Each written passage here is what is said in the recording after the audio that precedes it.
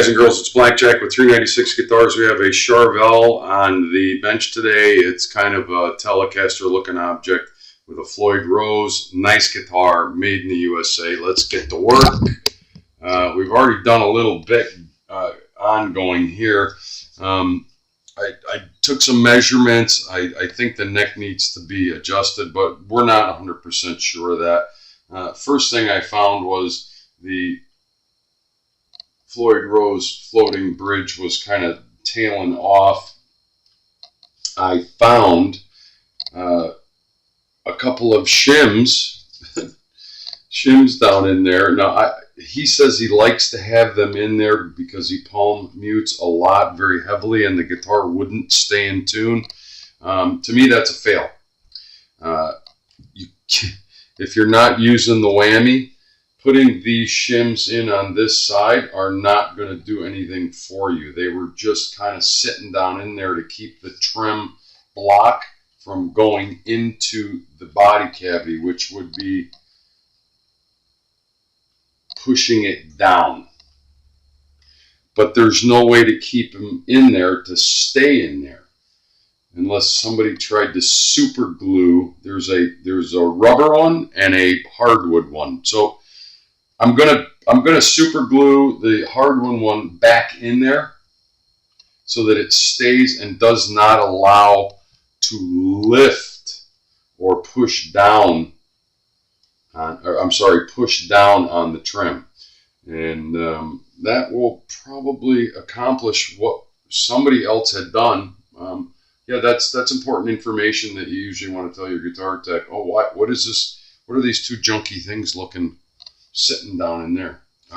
So we're going to get to that. I'm going to de-string it.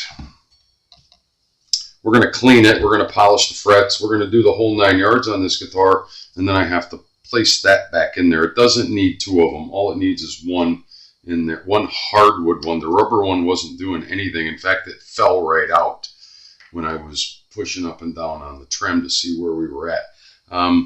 Neck relief is a little too straight for me, but I'm gonna leave it and do the setup. If I have to, I'll have to take the strings off again and reset that. But we don't have any complaints, and it wasn't buzzing, so it should be okay. It's a high quality instrument. Pickup height is all out of whack. It's all banged up and too low here, too close here, too low there. So we're gonna get all that fixed up. String choice, there you go. Let's get to it. I took the locking nut caps off. I'm gonna de-string it. I'm gonna pause while I do that, and I'll be right back. Okay, so when you're working with these Floyd Rose, now some of them, the cavity is wide open there. And you can put, actually, it's routed out all the way back to here. Be very careful when you're working on ones that are right on the body and it's only just a narrow little cutout to make sure the block can fit in there. You have to put a piece of wood under there. That's my little piece of wood there that I use for doing, setting up fender trims and what have you, block that. Because what we're doing is de-stringing, and I don't want that jammed all the way down there, and especially sitting on the body, because it looks like it's already done it once before at some point, but I digress. De-string, cut the strings off,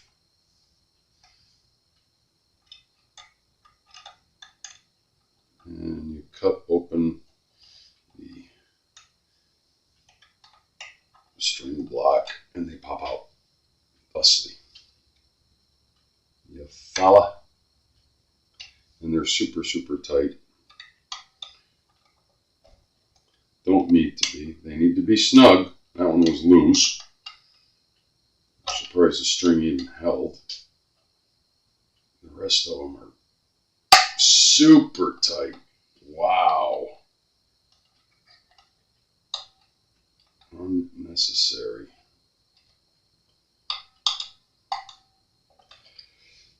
I love the comments I get when I work on a Floyd Rose, because there's a million people out there that absolutely love these things, and they claim to know everything about them, but that bolt is trying to give me trouble, like there's goop in the threads. They claim to know everything about them. They're not such a mystery.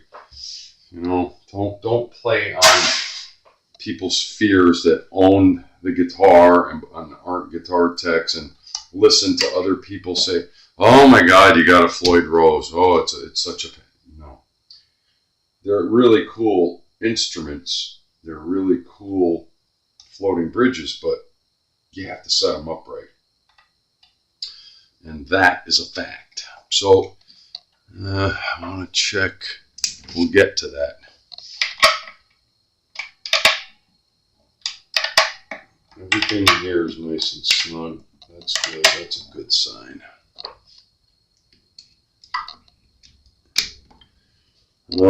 Clean up. First, we're going to work on this. I don't know. Board seems like it's been oiled before, but let's get after it.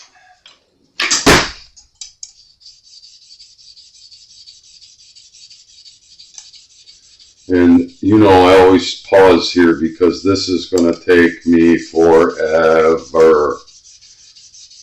Because I'm going to first take off the tarnish off the top physically with ultra fine Scotch-Brite, and then I'm going to get after it with polish and really make them stand tall. Goop gets on there. You can already see the difference just from the first step right here compared to the one right next to it. Right? You follow? So yeah, we're going to pause there. I'm going to get the rest of this done, and I'll come back just as I'm finishing up the polish. So we're just first I clean the frets, and then I'm in the process of polishing them. You guys have seen this before. I got the last 5 frets down here. 1, 2, 3, 4, 5. You just want to go through, put a little bit on each one.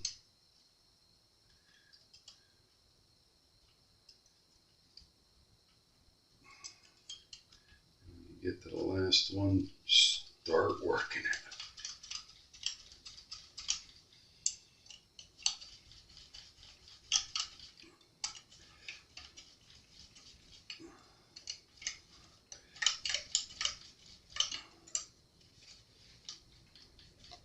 Yeah, that's what comes off. That's your tarnish. And then find a clean spot. And really work both sides, the whole crown. Get all of that off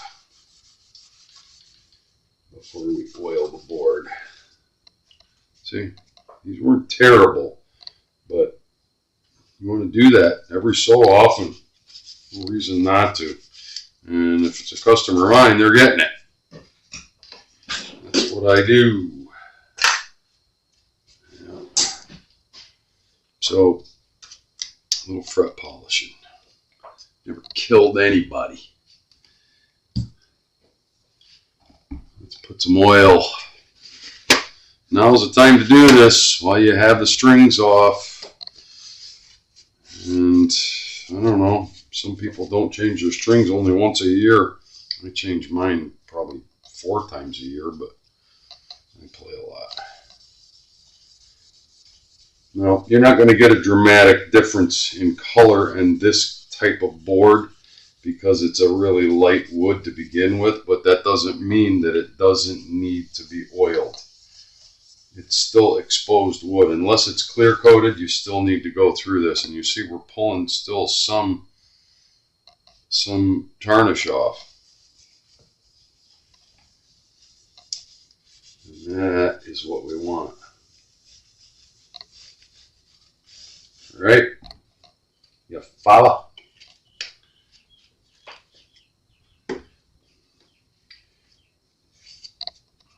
I'm going to pause. I want it to sit on there just for a few minutes, 5 to 10 minutes, and then I'm going to wipe it off with successive cleaner and cleaner rags. But you see some of the tarnish still keeps coming off, and the oil helps facilitate that. Stand by. So yeah, after a few minutes, elapsed time's about, I don't know, less than 10 minutes. Get after it. And you're paying attention to do inside and outside of the top and bottom of the fret. And you see even more tarnish is coming off. So don't keep rubbing that in. Move to a cleaner spot on the rag. Rag, paper towel, whatever. Technique, important. You're going to get almost all of that oil off on the first pass.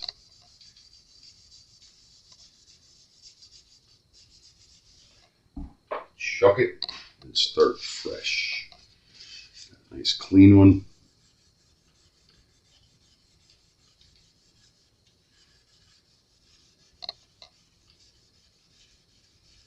And do the same thing.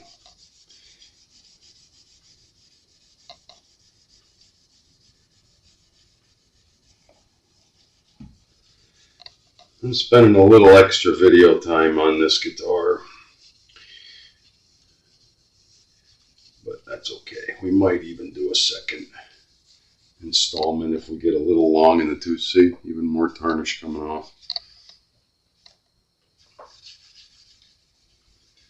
Just make sure you're taking the excess off. You don't want to see any of that back oil sitting on the board.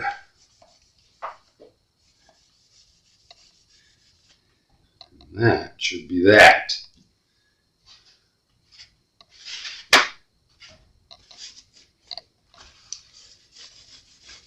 Any stuff that gets on the sides, clean that off first.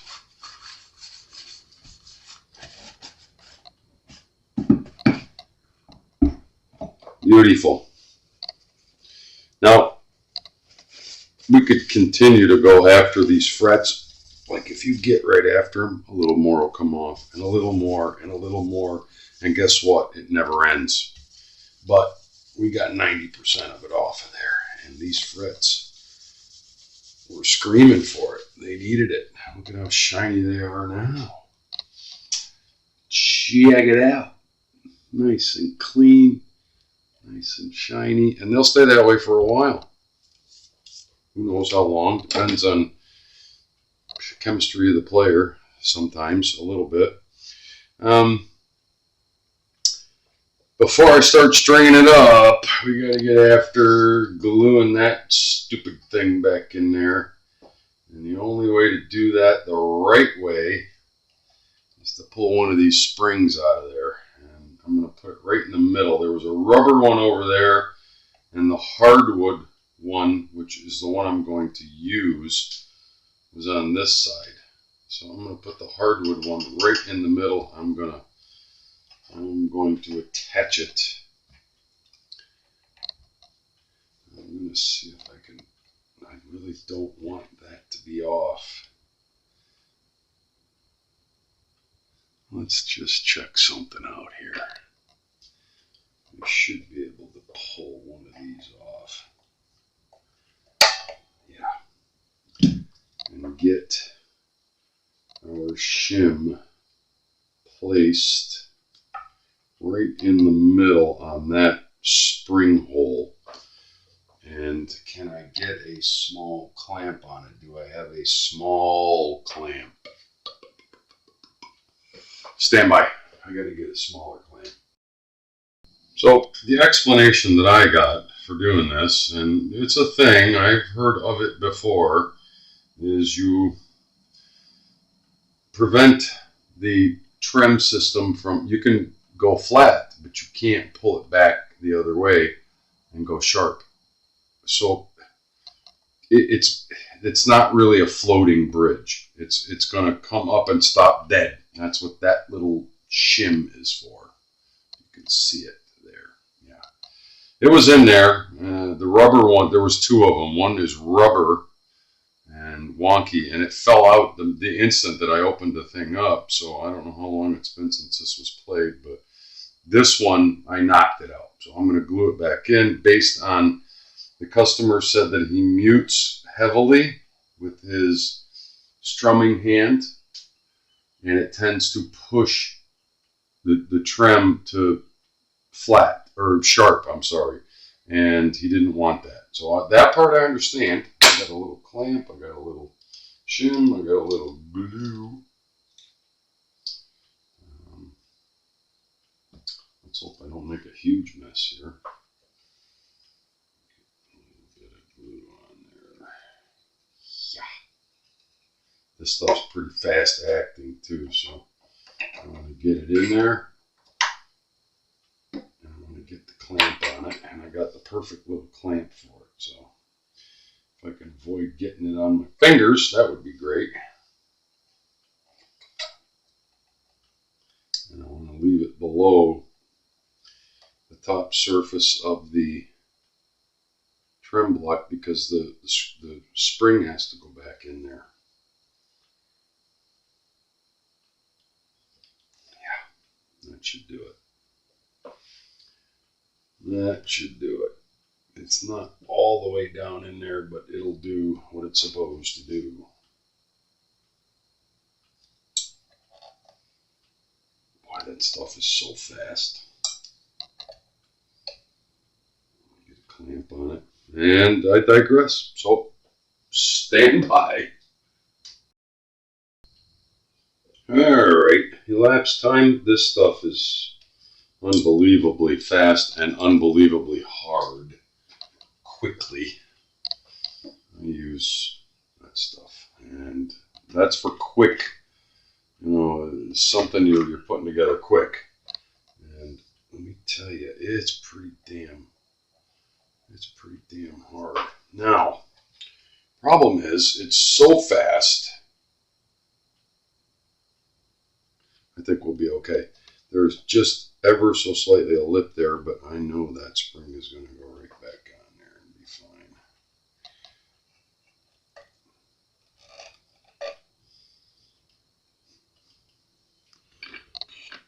It'll be just fine.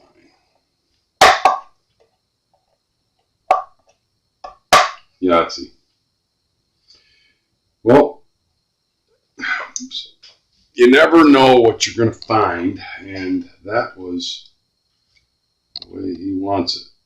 Now, we're ready to, so just to reiterate, that's so that trem block can't go any farther. It's going to have that space right there, that little shim that we had in there. Like I said, there was a rubber one, which is wonky as hell. I would have never done that. Hardwood, yes. Will the super glue hold it? Well, I popped it off there pretty easily, but that's the way we're going to leave it for now. It's a secure repair, and the spring is all the way down on there, so we're golden. I like that. Moving right along to stringing. No, cleaning. Sorry. Got ahead of myself. Yeah. Do I have to show you this? I'm going to. Just this part. If you're going to work on somebody's guitar, clean the damn thing up. I think I'm running out of my goop. Oh, it only works when it's standing up. Alright. Yeah.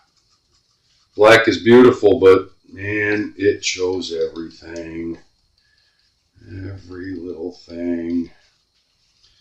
You see, and make sure that you get your pickups clean now, because once the strings are on there, you can't do it later. Make them look new again. Get the edges of the pickup rings.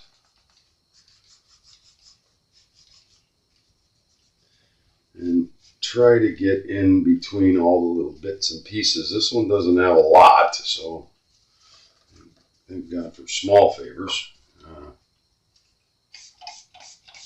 At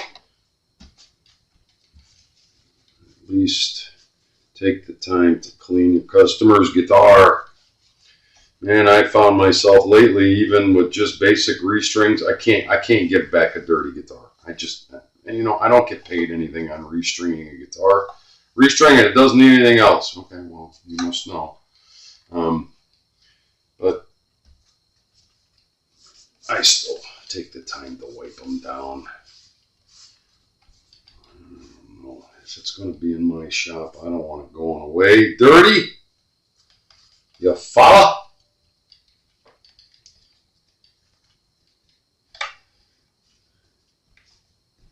Are we going to do a full restoration on it? No. But we're going to clean it up.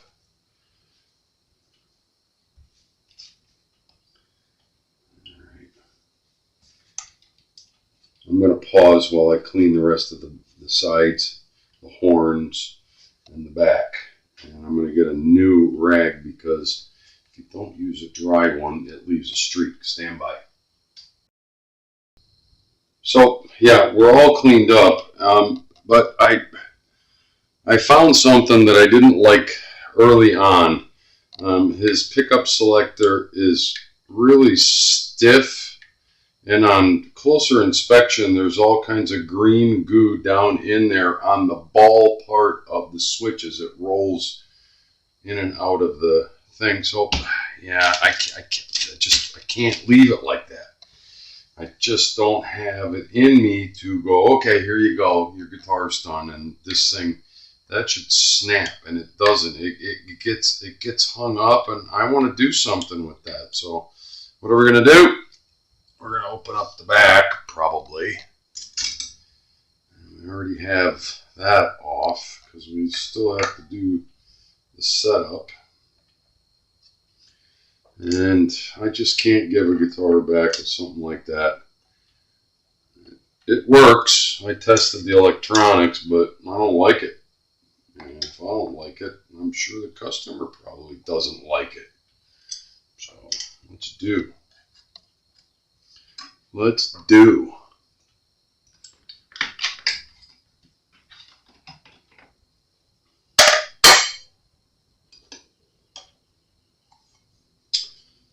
Let's do.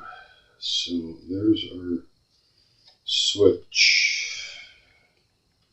Do I need to pull the whole goddamn thing out? Probably. Probably. Right, he likes it straight up and down orientation. Should I just try to spray it first and see if that loosens? You can see the green shit down in there. Should I just try to spray it first and see if that kind of does it? I don't know. Maybe.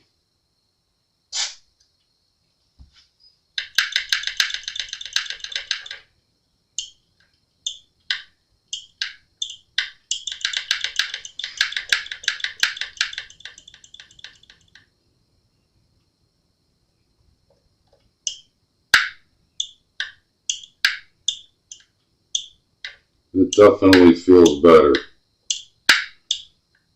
But on closer inspection, pardon my head, let's try the next trick, which would be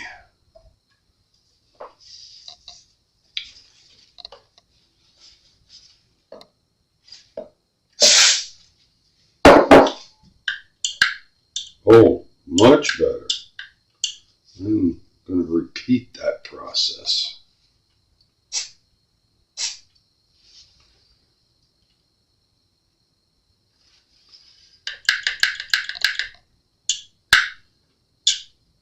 There we go. It's starting to feel more like a Les Paul. The backside doesn't want to quite do it. Oh, the customer's going to see this video and freak out that I did all this on his three-way switch.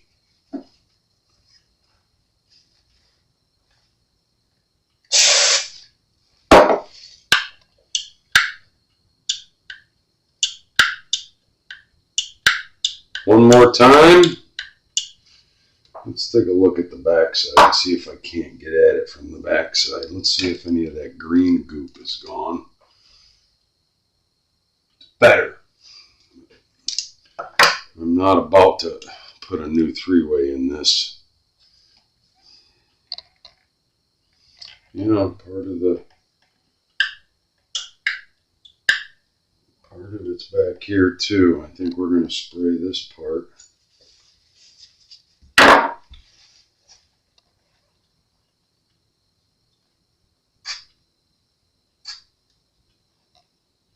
It's just the oxide. It's just a cleaning spray, and it's perfectly safe.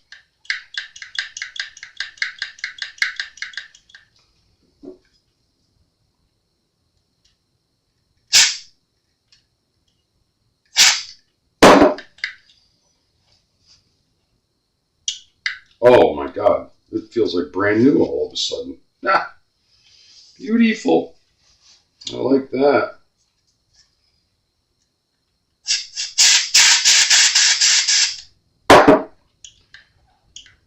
Yeah, that's what it's supposed to feel like.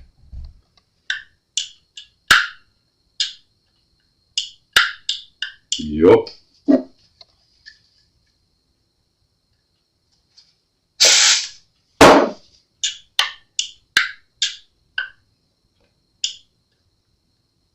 It's better. It's definitely 100 times better. Yeah, something green got down in there and started to grow. Green is not good around electronics. That's mold and mildew and corrosion and who knows what else. Even a little bit of tarnish gets in there. But, yeah, I can live with that a lot better. That's what it's supposed to do. Very cool. All right. Huh. See, I can't help myself. But that's what we do. Restringing one of these things is a pain in the tuchus because, did I use an old Yiddish term from an Italian guy? Yeah.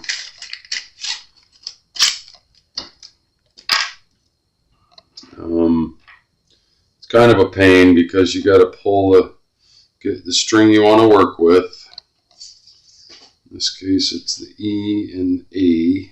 I'm doing E. And you snip off the ball end.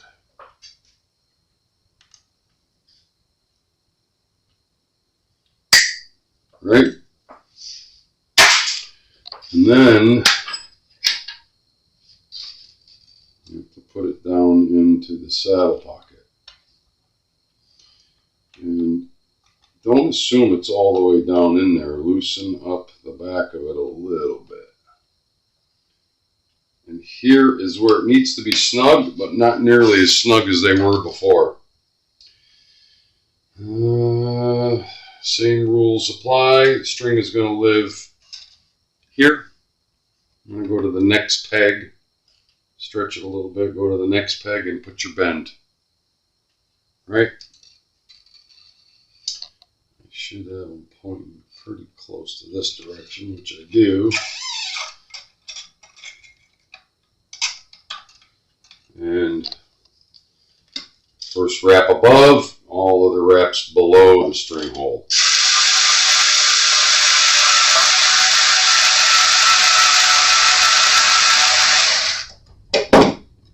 Further excess through, get it standing up out of the way for now.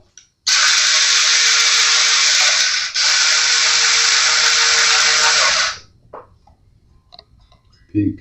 I mean, really, there's no, and this isn't like a tune-o-matic bridge where it could fall off the saddle and you got to check, but pretty much it pulls it right in.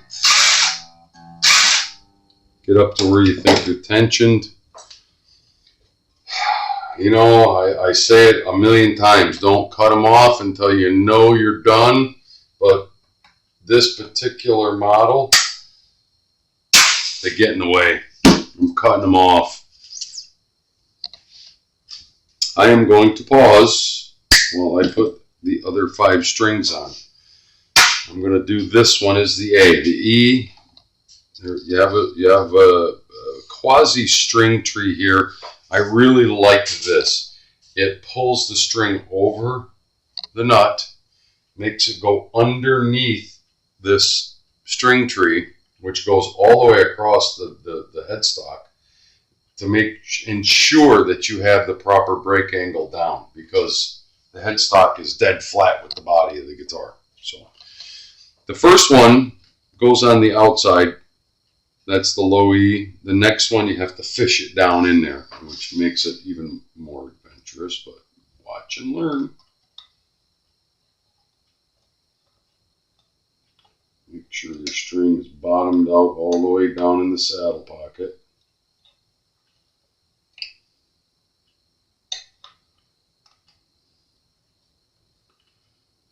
And turn it.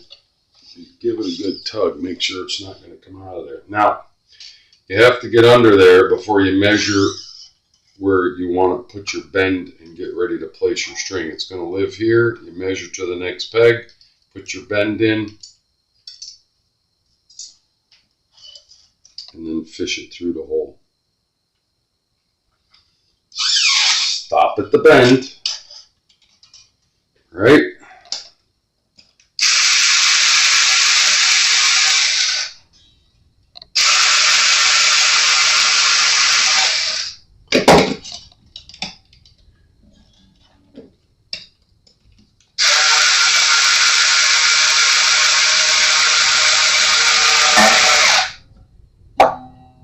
The beauty of this little string tree, like I really do appreciate that, is that once you let go of it, it's going to hold it down and the string wraps will naturally fall into place.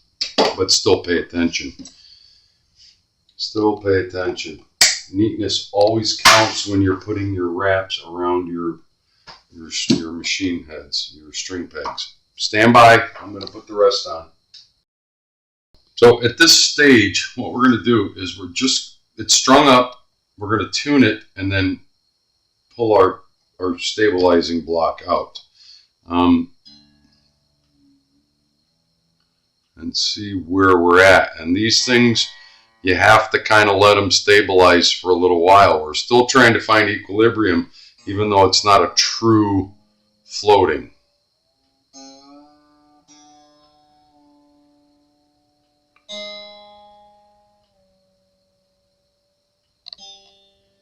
I'm just going to tune it one time and then let it settle for half an hour or so. And we'll do a second video to do the setup on it. We did get kind of distracted here because we had to do a couple of repairs and cleanup on it. And this one is actually pretty darn stable already, but we're going to let it go. Does our block come out? It does. That's a good sign.